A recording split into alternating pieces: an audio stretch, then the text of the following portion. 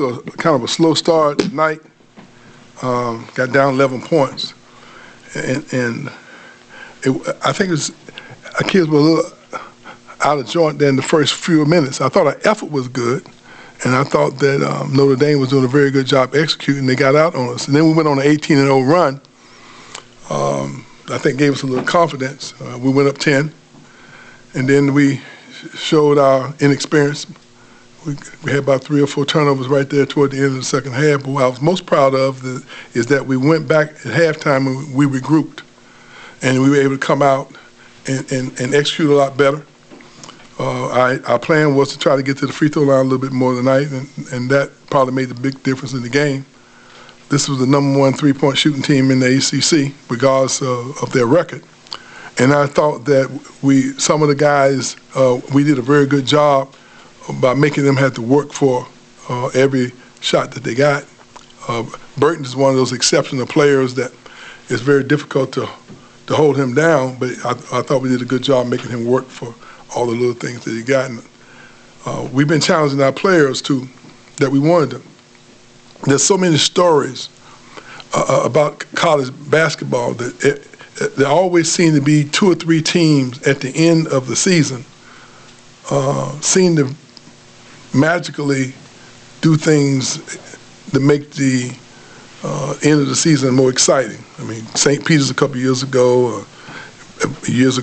I remember University of North Carolina State finished the season like maybe 17-13 and won the national title. Same thing with North Carolina State last year. So we're challenging our guys to put themselves in the right frame of mind mentally to see whether or not we can be one of those teams that teams are talking about at the end of the year. But in order to do that, we got to take one game at a time. We can't look too far down the road. We got to worry about that which we can control. And that's just our preparation each day, and then be so consistent with our preparation that gives you confidence in going to each game and see whether or not we can be at our very, very best. You guys got any questions? Guys, raise your hands and we'll bring a microphone to you on this one. Chris, right here. Leonard, can you just talk about what it's been like for you and your team since the conclusion of the BC game to right now, just with everything that's developed in recent days? Well, obviously, we've won 14 straight overtime games into this year. That's a national record. That's the most close games won by a team in the history of college basketball. So our preparation has always been pretty good in close game situations over the years that we've been here. However, this is the most inexperienced team that we've had with 10 new players. And then we showed that down the stretch at Boston College. We made a lot of ill-advised mistakes, but I'm hopeful that we learned from that. And I thought that was one of the reasons why our guys were more focused tonight, was because the fact that we were dealing with something that we thought we let each other down on by just not finishing the game at Boston College, and I thought that kind of motivated us, and we harped on that quite a bit. In relations to my resignation announcement, I tried to be very matter of fact. You know, I didn't try to make it emotional. We just explained to them how the game is, and sometimes there becomes a time when you have to make a decision. I didn't dwell on it a lot, but I did challenge them that the true test of a man's character is how you handle adversity. And right now, we had lost 4 games in a row, and we had to figure out who we were as people and as young men to go out and overcome the challenge that we had, and I thought our guys did that. So I'm very proud of them. I didn't try to put anybody on a guilt trip. We just wanted to be very matter of fact that we got a lot to play for. This is what I'm going to do, but now what are we going to do? And I thought the guys responded very well. Second row on the end. Coach, you're only 4 games away from 200 ACC regular season wins. The remaining 8 are going to be rather challenging. How are you and the team preparing to hopefully obtain that achievement in your time left, and what would that mean to you? We're not going to do anything different than what we've been doing. We're going to take it one day at a time. We're going to try to be on point with our preparation.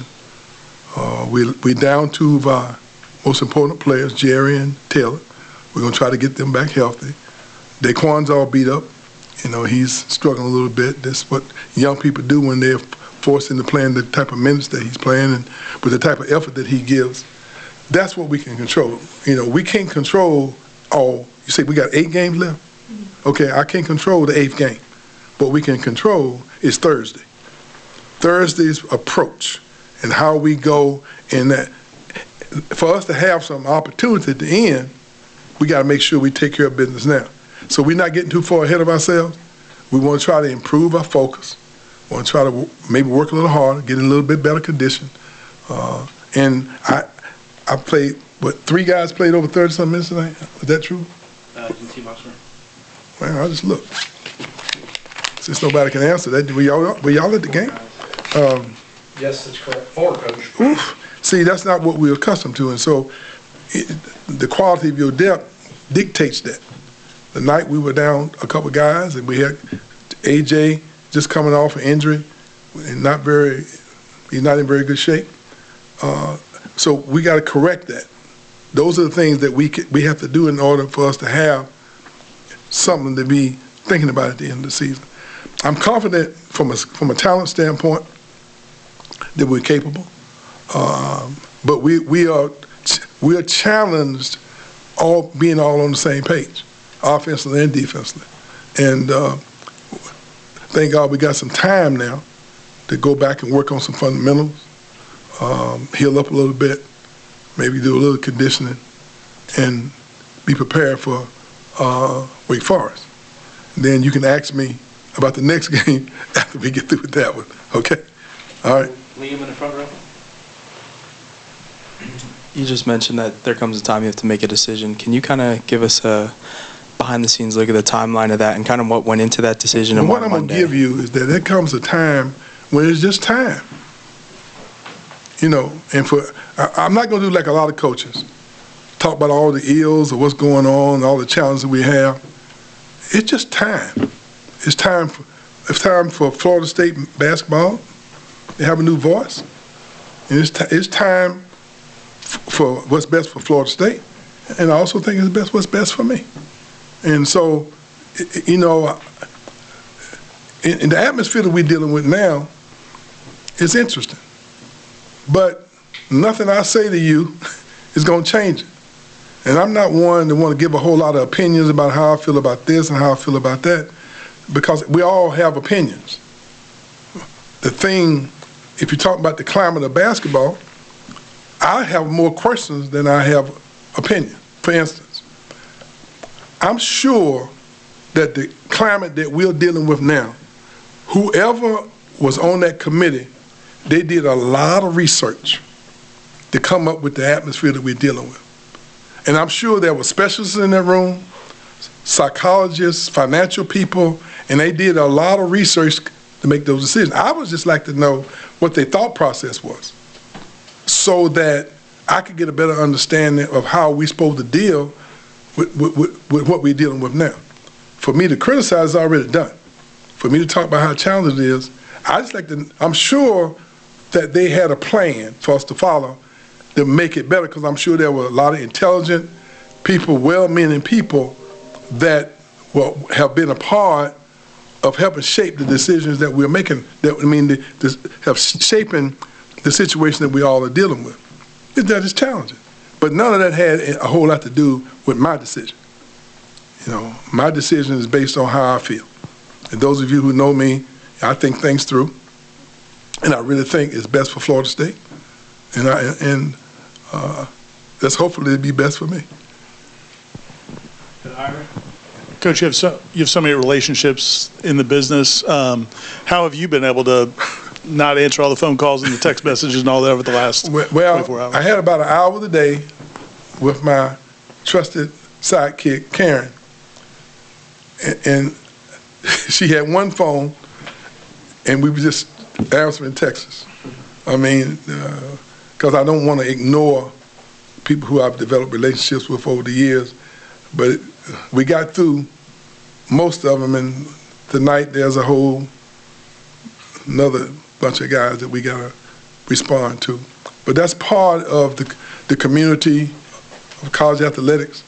You develop those relationships. I've been doing this since 1971, before most of you guys were born.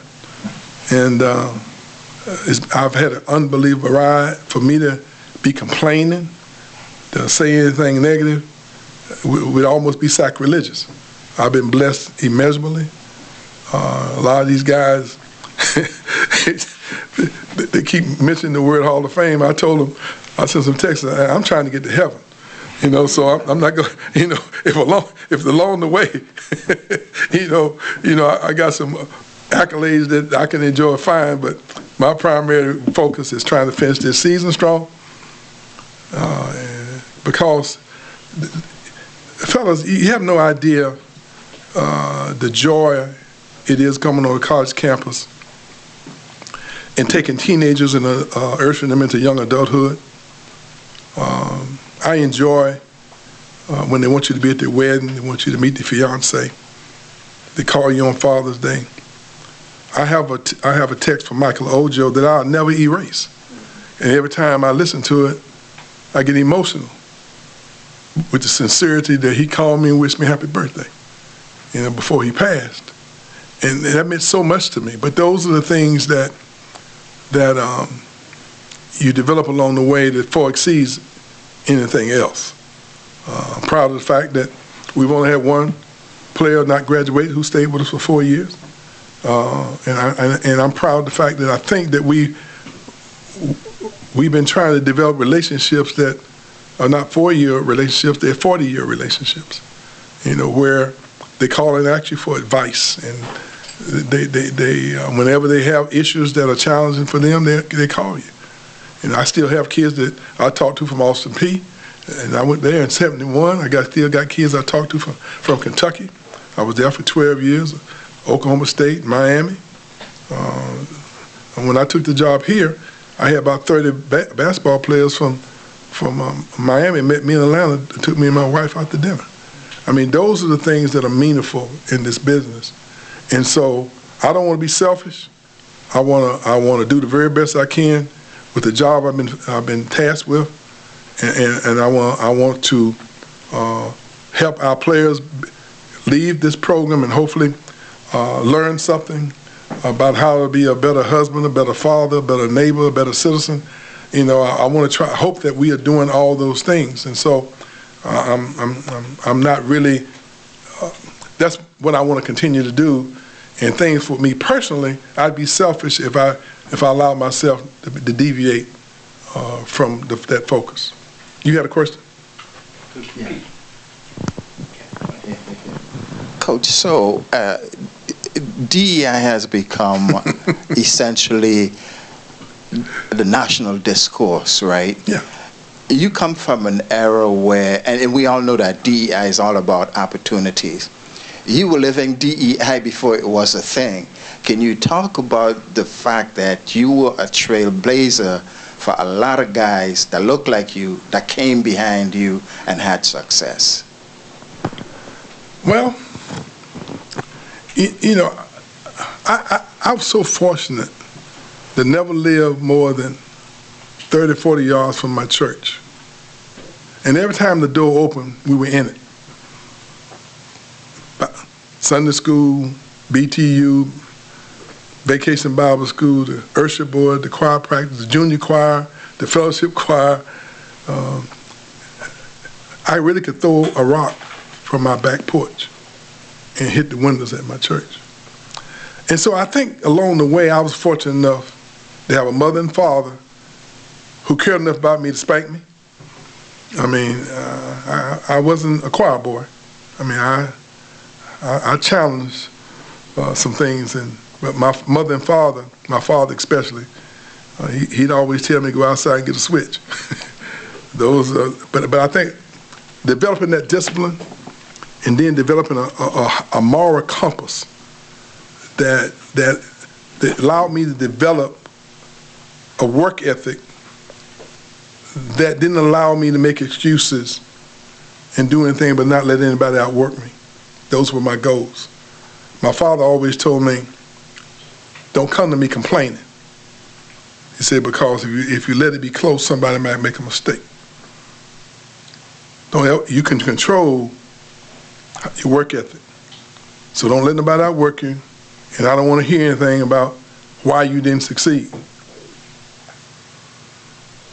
If you're good enough, things will work out for you. So I had a good moral background, and my father helped me develop a work ethic where I had no excuses. And see, when I was raised, you believe and trusted your parents. You know, I didn't have anybody else in my ear other than my parents.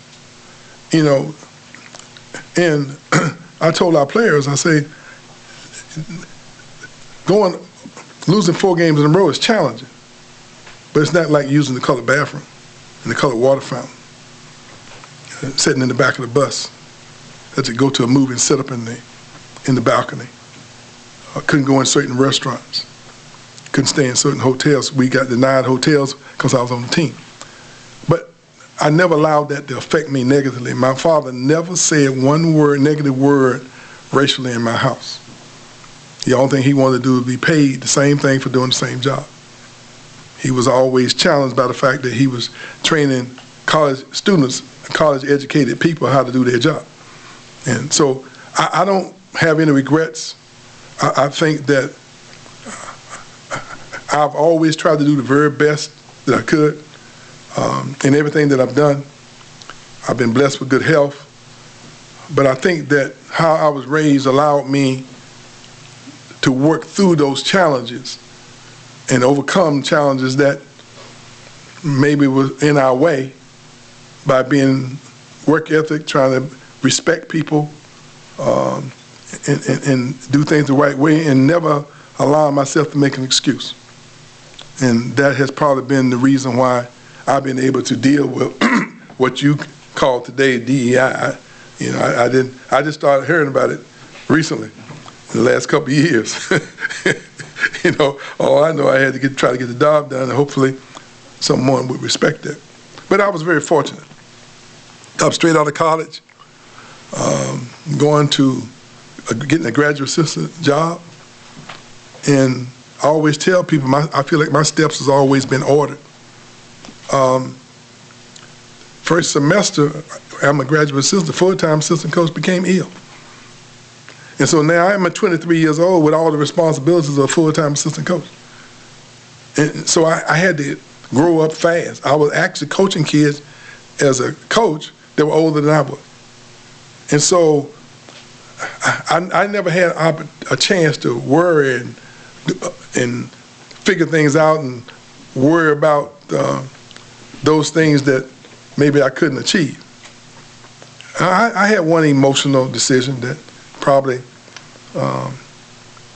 you know, that we all, when you're young, you make decisions. I resigned my job at Austin Peay because I didn't think I was going to have an opportunity to become a head coach because of my race, and it frustrated me.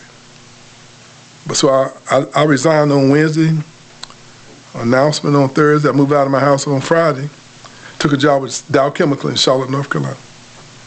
My first day on the job, Joe Hall was calling me from Kentucky. So what I'm saying to you, I tried to be stupid and make a bad decision and get out of coaching. But my first day on the job at Dow Chemical, I go from not having a job, being discouraged, to the #1 job in the history of college basketball, the winningest job in the history of college basketball, calling me. So I don't think that was just me. I think that was just what I was supposed to have been doing. I could have been selling chemicals, but I've had the opportunity to have a good run, and that's why I put so much into what I do, what I've done, because I feel good about what I do. I had a couple of ministers meet with me one day, and because I didn't have an opportunity, you know, to spend time working in the church like I would like to as a head coach. And I asked them, you know, I told them I was feeling challenged, that I wasn't being obedient enough, and they said that what we do as coaches is a ministry within itself. And they said that God wants you to fulfill the purpose that He has for you on earth. And I said, well, how am I supposed to know I'm fulfilling my purpose? They said, well, peace of understanding comes over you, and you feel good about what you do every day. And that's how I feel. I feel good every day I get up, come to work. I love working with these youngsters. I have loved working with them.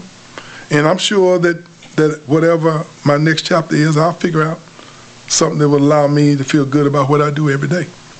Hopefully, I'll be able to have some part in the transition. I'll be available for whatever I'm needed for. And then I have some things in mind that maybe I feel they might fill that void. They'll give me the challenge that fulfill me, and maybe I can find that other purpose that I'm supposed to be fulfilling. Anybody got any more questions? Peter? Hey, Coach. Don't want to look too far ahead of the end of the season, but for the next coach in line, what will be the first thing or the message you would tell them? I'm not going to let you get me to any conversation about anything other than my next basketball game. I have no interest in getting too far ahead of myself and having a conversation about something right now that I don't really have, that's not in place. I don't believe in hypotheticals. I try to deal in facts. And for me to start coming up with some hypothetical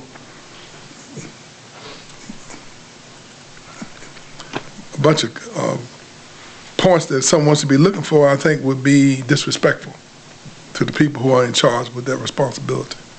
I want to be available, but my main focus right now is wanting to finish this season, to finish the job that I've been hired to do. No disrespect. Okay. Yes, sir.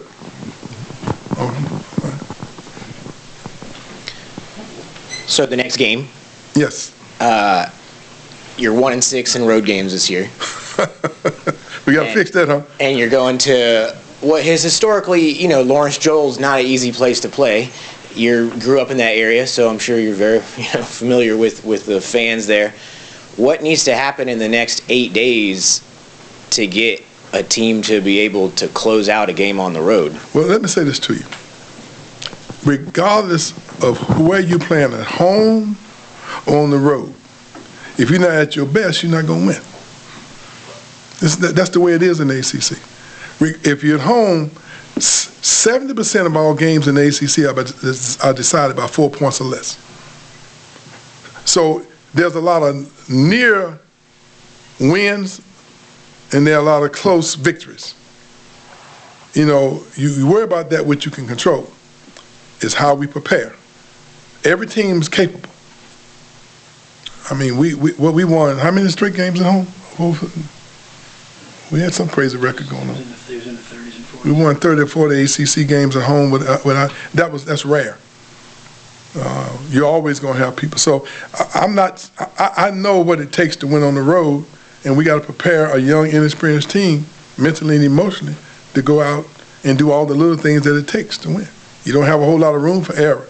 You can't go on the road and give a 10-point run to your opposing guys on the road. Doesn't work out very well when you do that. So we gotta worry about being a little bit more together, making better decisions in order for us to go on the road and beat a very good team. But we've done that, and I'm excited about going on the road. I believe that we'll give a full account of ourselves. Are there any more questions for Coach? Ira? Yeah, Coach Shrewsbury said that he was touched before the game with everything going on. Before the game, you were asking him how he's doing and checking on him, and he said that since he's been in the league, you've always, just been giving of yourself to the other coaches and not just worried about yourself in Florida State. Why is that important to you, and where did you learn that? I'm just trying to be Leonard Hamilton. I'm not trying to put on no facade.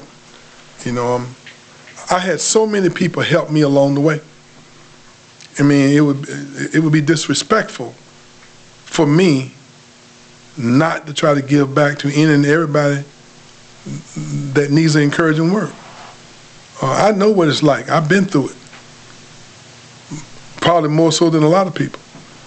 So I've learned a lot. I made a lot of mistakes. It hasn't always been perfect for me, but I think I've gained a lot of wisdom along the way. And I had guys like John Thompson and George Raveling, Lake Kelly, and there's so many people that I always had to lean on. I'm laughing because anytime I had a situation that I felt uncomfortable dealing with, I'd call Big John, and some of his advice was very interesting. My first job at Oklahoma State, at Kentucky, we could discipline a kid and just put another All-American in the game, and we go right on down the road. So my first game at Oklahoma State, I'm checking curfew. I had my guy checking curfew, and two of the guys were a few minutes late for curfew. So when we came back around to check again, they had jumped in the bed, but they hadn't taken their shoes off. They were covered up in bed with their shoes on. So they were late for curfew. So I talked to the athletic director the next morning, and I said, I might have to discipline a couple of guys. They were a little late for curfew. and mine, Roger, he said, Leonard, I'm going to support you, whatever you do. He said, but there's a lot more ways you can discipline kids than missing the game, especially your first game. It's like he reached across the desk and slapped me on both sides of the face and said, you young idiot, can't you find somewhere? So I ended up getting those kids in the morning, and I ran them till their tongue was dragging. We went out and won the game by 20 points. So what I'm saying is I learned from people that were much more experienced than me. And I always try to make myself available for young people in this business because I've had so many people help me along the way. Last question over there, please. When you first got to FSU, what was your goal for the program, and do you think you're leaving it a better place than when you got here? Well, that's for you to answer. I mean, what I think maybe might be wrong. You guys know where it was. You can very well see where it was when we got here, and you can see the things that we've been able to accomplish. But I also think that in many times, we are judged by the number of games we win and lose. What the definition of a coach, though, has a lot more responsibility than just winning. You want to win those kids who first time they're away from home, help them go from teenagers, thinking like teenagers, to young adults. Some kids don't always come in with the right frame of mind. You got to help them grow. You got to take them from where they are. You got to develop those relationships to help them be the best version of who they are. And like I said earlier, for us to have only one or two kids not graduate in 23 years, I think is an accomplishment. I will pat myself on the back about it, because everybody didn't come here cum laude now, and sometimes it's challenges that you have to hold kids accountable for, and from a study habit, from a conduct habit, from all of the above. And so I'll let my peers and the media decide what they think. And I've done the very best I could. I think we've made we've made some accomplishments, but our record speaks